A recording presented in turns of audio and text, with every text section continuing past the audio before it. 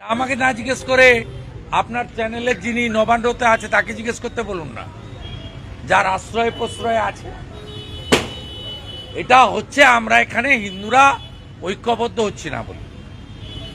আজকে যদি হিন্দুরা ঐক্যবদ্ধ হয়, ন্যূনতম 70% হিন্দু, তাহলে এখানে যে সরকারটা হবে সেই সরকারটা মধ্যপ্রদেশ, উত্তরপ্রদেশ, আসামের মতো এদেরকে সাইজ করবে।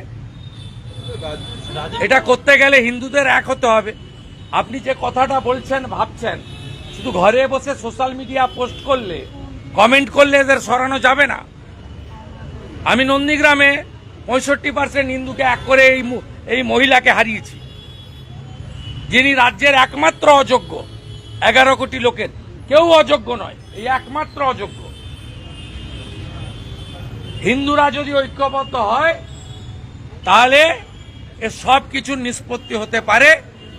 তাই পশ্চিমবাংলার রাষ্ট্রবাদী সনাতনীদের আবারও আমি বলবো, আর মাত্র 8 মাস আছে, ঐক্যবদ্ধ হন।